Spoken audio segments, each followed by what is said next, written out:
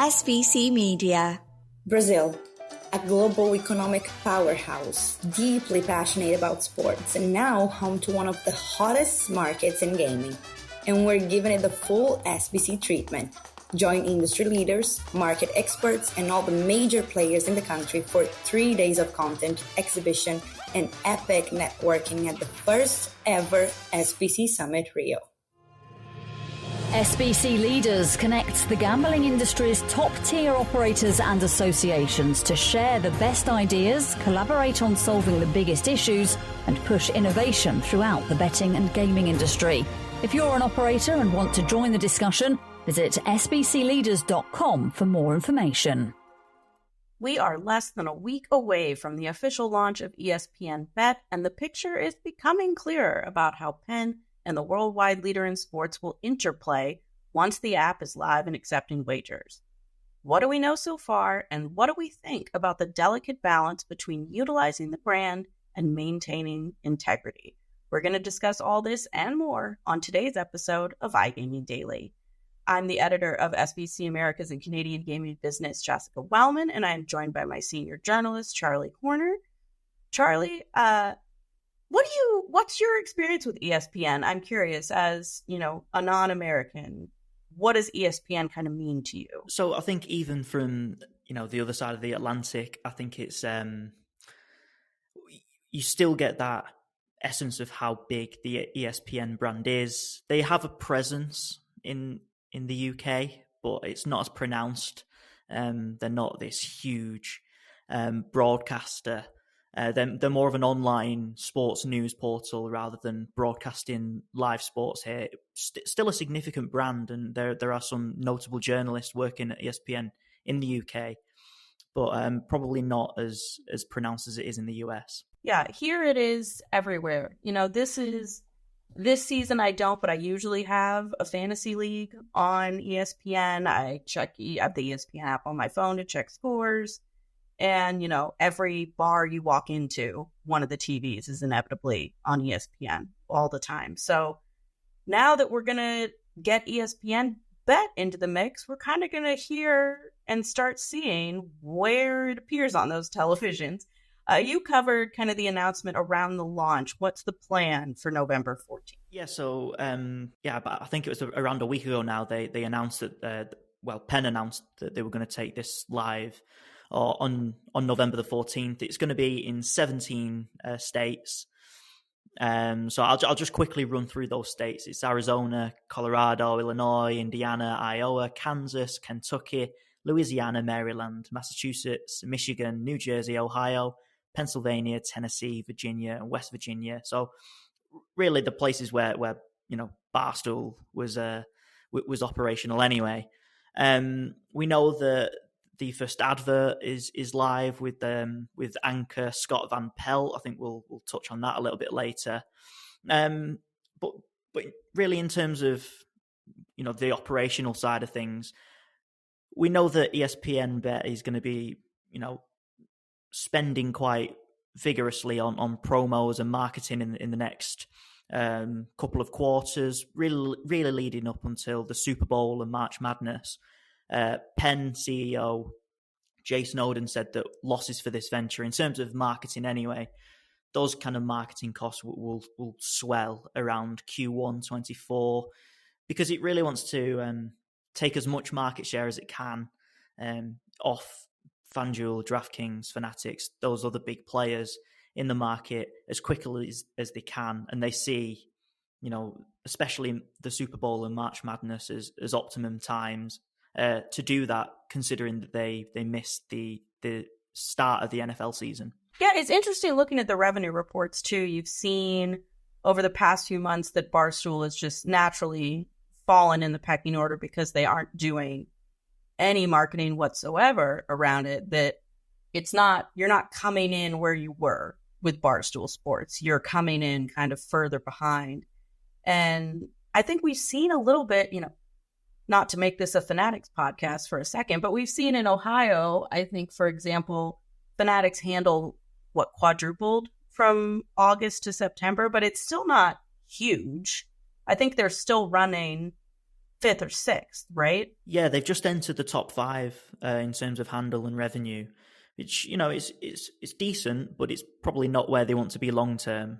So I'd imagine that ESPN Bet are going to have to endure a few months like that, where they're really, lagging behind the big boys for a while. But I'm sure with that marketing spend and the customer acquisition strategy that they're going to entail with, they'll look to catch up.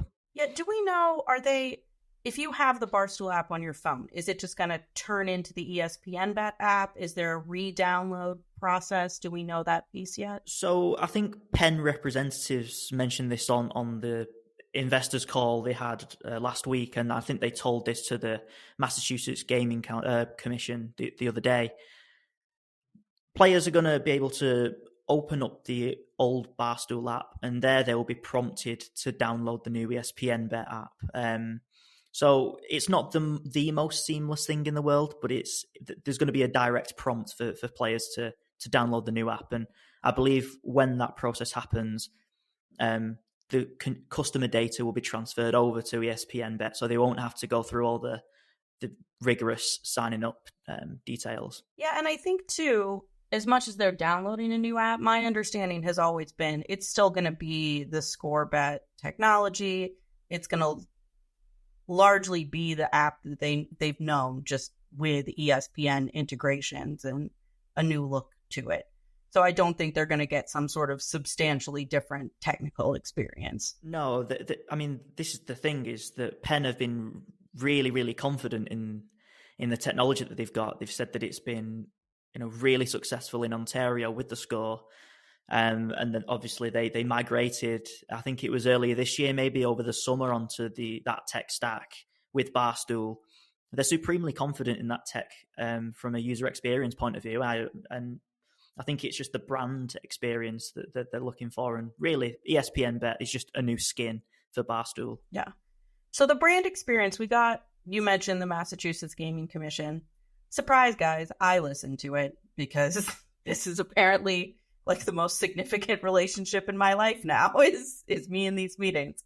What was really interesting about this was essentially this wasn't like a licensing hearing or anything. It was somewhat informal, where MGC was just like, we'd like to hear and understand a little bit more how you plan to work together so that before we sign off on everything. And so they came in with a very clear plan of here's how this is going to work, which is other sports books will continue to be able to buy ad space in ESPN events and commercials and that sort of thing. I mean, I don't blame ESPN for not being willing to give up that exclusivity, because why would you hand over your biggest clients and say, hey, you can't buy ads with us anymore? But within the parameters of the programming, it's all going to be ESPN odds, ESPN bet integrations, and that sort of thing. There's not going to be the DraftKings Monday Night Football segment that there has been in the past. We also learned a little bit about College Game Day. Charlie, have you ever seen College Game Day? This is probably something that is like completely foreign to you. Yeah, this is a bit alien to me. I kind of understand the drift, and I've seen a couple of clips that you've sent over, but it's a bit of a foreign object to me. Yeah, so for those who don't know, it's similar. Barstool College Football Show actually kind of ripped off Game Day, if I'm being honest. This dates back to when I was in school. College Game Day was running and everything. It's a relatively long-standing program. But what they do is they pick a college campus a week where there's a really interesting game, where maybe like 2 ranked teams are playing or 2 rivals are playing. And they set up like a studio or a stage on that campus, and students come and party all day. They hold up signs and everything behind the news desk, and it's just a lot of energy and a lot of fun, but it's also predominantly students, so predominantly under the age of 21. So here's what they've said specifically about College Game Day. They will not be doing any sort of on-site activations for ESPN Bet around College Game Day, so nobody's going around getting people to sign up. No signage for ESPN Bet at College Game Day. And most importantly, they're going to make sure that nobody on that stage, which includes, Kirk Herbstreit, who's been around and doing it for forever, and Pat McAfee, who has recently joined the crew, they will not be mentioning ESPN Bet on that stage. Which is, if you know the program, a lot of it has been that they pick and choose who they think are going to win games. They've done that long before sports betting, and now you can do it with the spread. You can do it with different angles. They're not doing that. What they might do is have Pat McAfee record something outside of the broadcast or outside of like the live event, and then integrate it into the broadcast where your audience is suddenly no longer predominantly under the age of 21. So they might do those kinds of integrations into it. But I was pleasantly surprised because, as we saw with like Barstool, it was a lot of reactive decisions about how to promote Barstool Sportsbook on the college football show. Whereas, Penn kind of learned this time around, we're going to come in and we're going to tell you we have thought of everything. We've really put effort into making sure that this is in line with the audience rules for Massachusetts specifically. Yeah, I think that's really important as well, because like you've mentioned, they've gone from Barstool, which is, it's well known for its outlandish antics, really, and those sort of stunts that it's always done. Moving over to a brand like ESPN and Disney, which are squeaky clean. Disney don't want to, risk their reputation by, flouting regulations from day one. I think Penn have probably learned the lesson from the Barstool story. Yeah, and ESPN has a lot, as you mentioned, they have a lot at stake here too, which is, it's a very reputable news source. Like, they have the Adam Schefters and Wodges of the world, these ESPN insiders who break all of this huge news. They're considered to be a reputable news organization. And part of the MGC meeting was also saying, like, anybody involved in the news desk is not allowed to communicate with anybody on the Penn side, that they put that wall in. Someone was giving me a hard time, like, well, how do they even know? And I was just like, you know what? We have to at least give them credit that I can't think of another organization that proactively announced this rule exists. Yeah, absolutely. I think, I think it's important that they do that. I mean, yeah, it's just saying a rule exists, and I agree, like, it probably could be more thorough, but you're already miles ahead of everybody else because nobody has bothered to do this, that I've got to give them credit for that. However, so you mentioned there's a teaser ad. I think it's time to discuss it. There was a quick teaser ad with Scott Van Pelt. How familiar, Charlie, I just keep throwing these questions to you so I can answer them. I assume you're not super familiar with Scott Van Pelt? No. No. Sports Center is I think it's been the flagship show of ESPN from the very beginning. It is where, for half an hour, it's almost like the nightly news of sports, where you talk about for 30 minutes the biggest games, the biggest scores, and that sort of thing. And Scott Van Pelt, throughout the years, has been one of the main anchors of Sports Center. He has done segments related to gambling in the past, like Scott Van Pelt's Bad Beat segment and things like that. So I understand that you have this guy that is connected to gambling. This teaser ad with Scott Van Pelt, I don't get it. Let me put it that way. It's not that I'm not the biggest fan of it, but the teaser ad it's zoomed in on a cell phone. It shows the pop-up of the ESPN app saying that there was a score, and then it shows a pop-up of your ESPN Bet app saying that you cashed your bet. And then a hand reaches in, lifts it up, and it's Scott Van Pelt. And I was just like, I don't understand why you want to suggest, let alone lead with the idea that an anchor with inside information on things is betting on your app. I just don't understand it. But maybe I'm being too sensitive. No, I agree with you on that point. I mean, I have a few opinions about that teaser. One of them is did we really think about using the man with insider information for the advert? The other is, Scott Van Pelt might be a fantastic anchor. He might be one of the greatest presenters that the US has ever seen. not the greatest actor in the world from that Oh, Jeff, from that ad. Never any doubt. His celebration. Yeah. So I had a couple of comments on that one. Yeah. I don't buy his motivation on that one.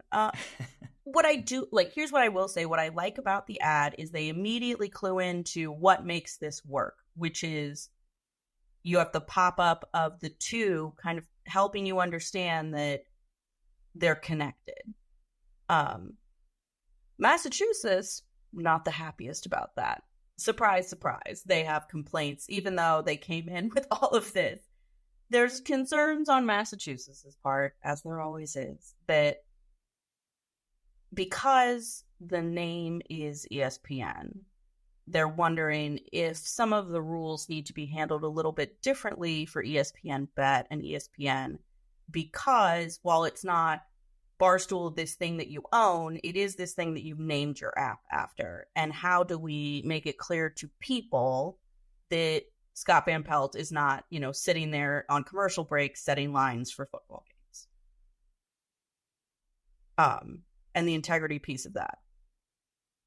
I don't know. Yeah, I think after everything we've said and the fact that they have been proactive in complying with regulations and being on the front foot, I thought it was a little bit, maybe not too far, but overly cautious, maybe to have those concerns. At one point, they were saying maybe on 60 Minutes, how sometimes they'll be like, 60 Minutes is owned by Time Warner, and Time Warner has a stake in this person we're about to report on.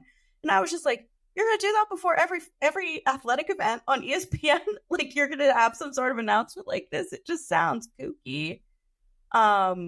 And I think rightfully so, the Penn representative was like, ESPN had somebody from somebody making DraftKings picks on air yesterday, and you didn't have a problem with it.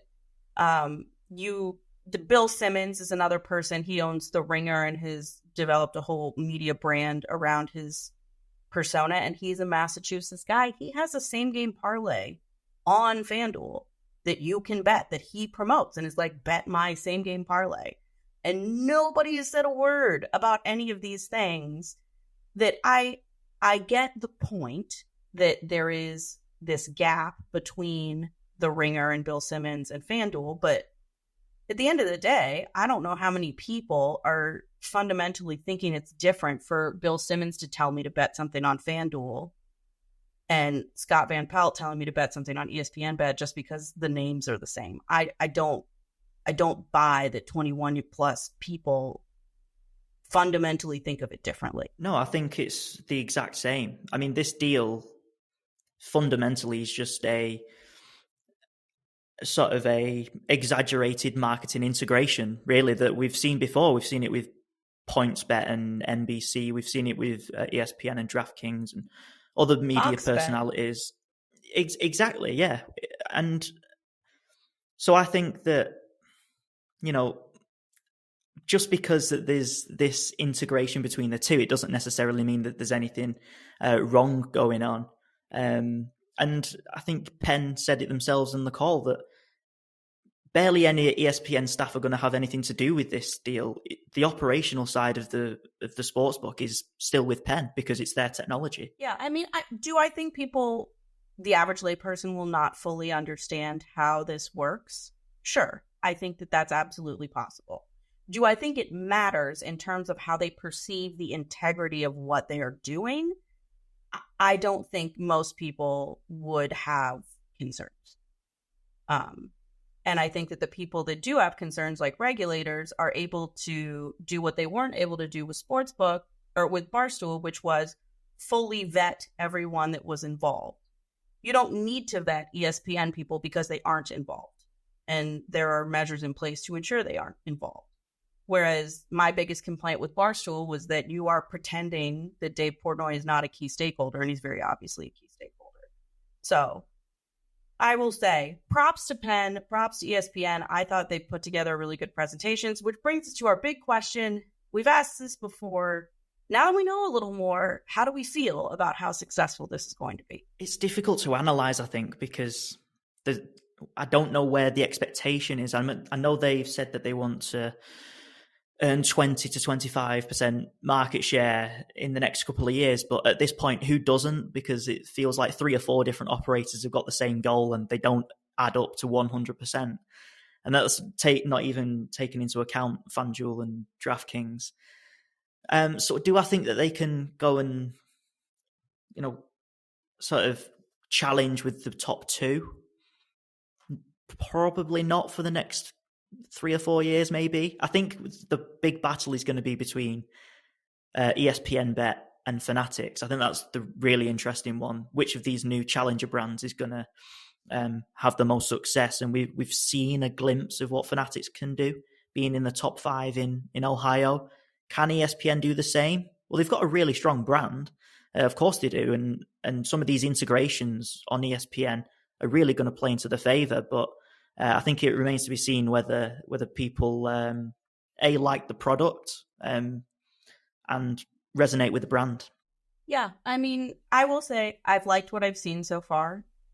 I think that they're putting a lot of thought into this. I think that doing this in November after the initial wave of acquisition has worn off is probably going to work in their favor. And I think, honestly, I'm pretty sure, I would say they'll leapfrog Fanatics fairly quickly, mostly because Fanatics is at the disadvantage of there's still PointsBet in some states. They're actually not Fanatics in that many states. This is very hard to message. And it seems like, from what I can tell, they're tempering some of their advertising and spending until they can get a more consistent rollout. They've spent in Ohio, certainly, but it's not through the roof spending.